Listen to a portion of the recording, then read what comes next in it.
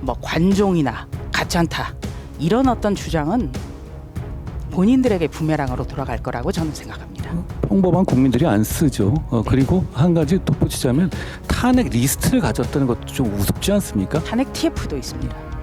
탄핵 TF에서 탄핵할 사람들을 줄이고 뭐 선별 작업을 한다는 것도 참 정당 사상 아마 처음 있는 걸로 저는 봅니다.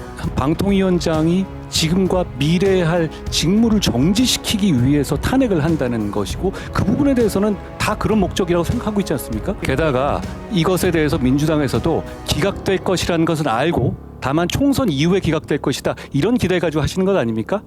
이건 무고죠.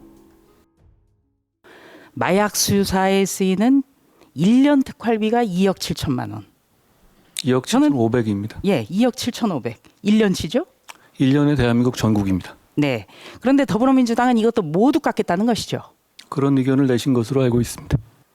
저희는 홍익표 의원 말처럼 10억 주든 1억 주든 최선을 다하겠습니다만 저희가 수사에 쓸 수 있는 돈이 있으면 국민을 더 마약으로부터 잘 보호할 수 있을 겁니다. 저 돈 저희가 가져가는 게 아닙니다. 뭐 마약 수사비 10억쯤 해주면 근절시킬 수 있겠냐. 이런 어떤 태도도 문제지만 마약 방탄을 더불어민주당이 해야 할 이유 전 도무지 이해가 안 돼요. 저는 의아스러운 것이 이게 한 명의 생각도 아니고 전부 다 민주당에서 이렇게 나오시는 것에 대해서 저는 이해하기 어렵습니다.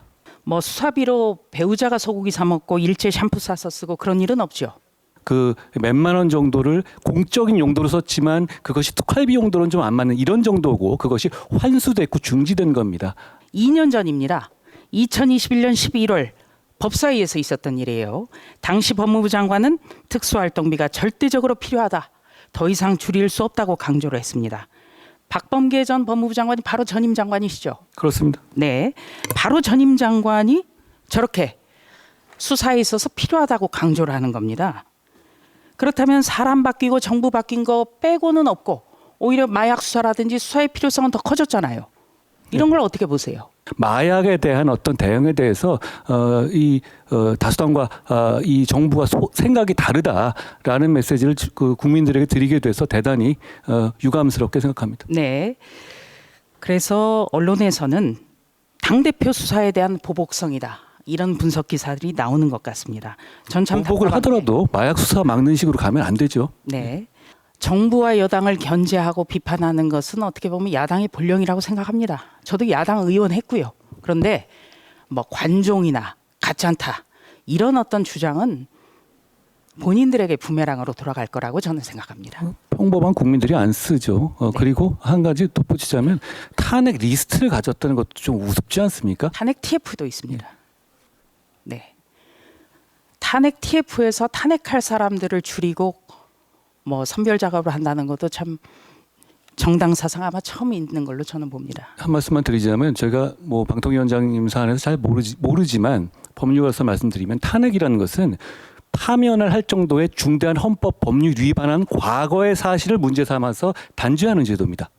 그런데 지금은 민주당도 공공연하게 사석에서 말씀하시다시피 방통위원장이 지금과 미래에 할 직무를 정지시키기 위해서 탄핵을 한다는 것이고 그 부분에 대해서는 다 그런 목적이라고 생각하고 있지 않습니까? 불법 탄핵입니다. 네, 참 처음 보는 일들을 많이 보고 있지요. 게다가 이것에 대해서 민주당에서도 기각될 것이라는 것은 알고 다만 총선 이후에 기각될 것이다 이런 기대 가지고 하시는 것 아닙니까? 이건 무고죠. 행안부 장관 탄핵안에 대해서 재판관 9분이 모두가 이거는 헌법과 법률 위반한 사실이 없다라고 하는데도 반복됐다는 점 제가 한번 다시 상기를 시켜드리겠습니다.